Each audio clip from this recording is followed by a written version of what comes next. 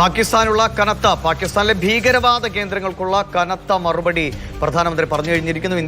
India ശാന്തിയും സമാധാനവും ആഗ്രഹിക്കുമ്പോൾ പക്ഷേ അത് ശക്തമായ നിലയിൽ മുന്നോട്ട് പോവുകയാണ്.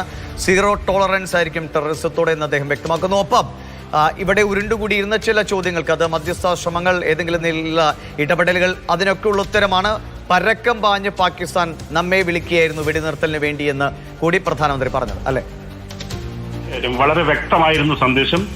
ഈ അടിസ്ഥാനമായി ഊന്നി പറഞ്ഞത് നമ്മളുടെ ഈ ഭീകരവാദത്തിനെതിരെ ഇന്ത്യയുടെ നിലപാടാണ് ആവർത്തിച്ച് അദ്ദേഹം പ്രഖ്യാപിച്ചത്.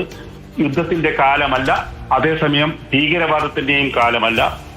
പിന്നെ പാകിസ്ഥാൻ ആർമിയെയും സിവിലിയൻ ഗവൺമെന്റിനെയും മാറ്റി നിർത്തിക്കൊണ്ട് ഭീകരവാദത്തെ മാത്രം നമ്മൾ നോക്കുന്നില്ല, എല്ലാം ഒന്നായിട്ട് മാത്രമേ നമ്മൾ കാണുന്നുള്ളൂ. പിന്നെ പാകിസ്ഥാനായിട്ട് സംസാരിക്കാനൊന്നുമില്ല. ഭീകരവാദത്തെക്കുറിച്ചും പാകിസ്ഥാൻ ഒക്യുപ്പൈഡ് കാശ്മീരിനെ കുറിച്ചും മാത്രമാണ് സംസാരിക്കാനുള്ളത്. പിന്നെ ഒട്ടനവധി ഇതൊരു ടെക്ടോണിക് ഷിഫ്റ്റ് ആണ് ഇന്ത്യയുടെ ഭാഗത്തു നിന്ന് ഉണ്ടായത്. ഭീകരവാദത്തെ ഒരു തലത്തിലും ഇന്ത്യ അനുകൂലിക്കുന്നില്ല എന്നത് ആവർത്തിച്ച് പ്രഖ്യാപിക്കുകയും അതിനെതിരെ പ്രഖ്യാപിക്കൽ മാത്രമല്ല, അങ്ങനെ വല്ല നീക്കങ്ങളും പാകിസ്ഥാന്റെ ഭാഗത്തു നിന്ന് ഉണ്ടാവുകയാണെങ്കിൽ കടുത്ത നടപടി ഇന്ത്യയുടെ ഭാഗത്തു നിന്നുണ്ടാവും എന്നും പ്രധാനമന്ത്രി പ്രഖ്യാപിച്ചു. മാത്രമല്ല, ഈ ന്യൂക്ലിയർ ബ്ലാക്ക് മെയിൽ എന്നാണ് അദ്ദേഹം ഉപയോഗിച്ച വാക്ക്. ന്യൂക്ലിയർ ബ്ലാക്ക് മെയിൽ ചെയ്തുകൊണ്ട് ഇന്ത്യയെ ഇനിയും അമർത്താൻ സാധിക്കുകയില്ല. ഭീകരവാദത്തിനും ഭീകരവാദ സർക്കാരിനെയും രണ്ടായി കാണില്ല. രണ്ടിനെയും ഒരുപോലെ പരിഗണിച്ചുകൊണ്ട് ഇന്ത്യയുടെ ഭാഗത്തുനിന്നും വലിയ രീതിയിലുള്ള കടുത്ത നടപടി ഭാവിയിൽ ഉണ്ടാവും എന്നാണ് പറഞ്ഞത്. അത് മാത്രമല്ല, ഈ ഭീകരവാദത്തിനെതിരെയും സൈന്യത്തിനെതിരെയുള്ള നീക്കങ്ങൾ അവസാനിച്ചിട്ടില്ല എന്നും അദ്ദേഹം പറഞ്ഞിട്ടുണ്ട്. തൽക്കാലം നിർത്തിയിട്ടേ ഉള്ളൂ. അത് തീർച്ചയായും പാകിസ്ഥാനുള്ള വളരെ ശക്തമായ സന്ദേശമാണ് പ്രധാനമന്ത്രിയുടെ ഭാഗത്തുനിന്ന് ഉണ്ടായിട്ടുള്ളത്.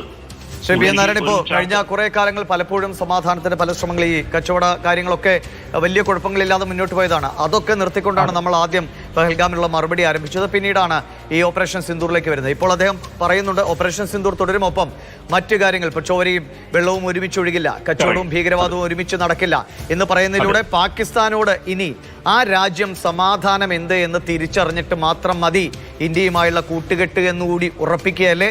ഇത് വളരെ ശക്തമായി തന്നെ ലോകത്തോടുകൂടി പറയുകയാണല്ലോ ഇന്ത്യയുടെ നിലപാട്. തീർച്ചയായിട്ടും പാകിസ്ഥാനോട് മാത്രമല്ല, ലോകത്തോടു കൂടിയാണ് പ്രധാനമന്ത്രി ഇത് വായിച്ചത്. ലോകത്തോടു കൂടിയാണ് പറയുന്നത്.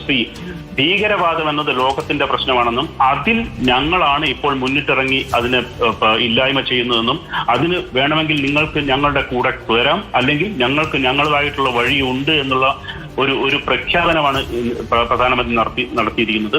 ഇത് പ്രധാനമന്ത്രിയെ സംബന്ധിച്ചിടത്തോളം വലിയൊരു ചാലഞ്ചാണ് അത് അദ്ദേഹം ഏറ്റെടുത്തിരിക്കുന്നത്. എനിക്ക് രണ്ടാം ലോക മഹായുദ്ധത്തിന് ശേഷം ഒരു ന്യൂക്ലിയർ ആയുധം കയ്യിലേന്തി നിൽക്കുന്ന ഒരു രാജ്യത്തെ ആക്രമിക്കുക എന്നുള്ളത് വലിയ റിസ്ക് ഉള്ള ഒരു കാര്യമാണ്. അതാണ് പ്രധാനമന്ത്രി ചെയ്തത്. നമ്മൾ കഴിഞ്ഞ 4-5 ദിവസമായി കണ്ടുകൊണ്ടിരിക്കുന്ന അതാണ്. അതിന്റെ കൺവിക്ഷനാണ് നമ്മളിപ്പോൾ അദ്ദേഹത്തിന്റെ സംസാരത്തിൽ വ്യക്തമായി കാണാൻ സാധിച്ചത്. ശരിയാണ്, വളരെ കൃത്യമായി പ്രധാനമന്ത്രി നിലപാട് വ്യക്തമാക്കിയാണ്. വളരെ നന്ദി ശ്രീ പി എൻ നാരായണൻ പ്രതികരിച്ചത്.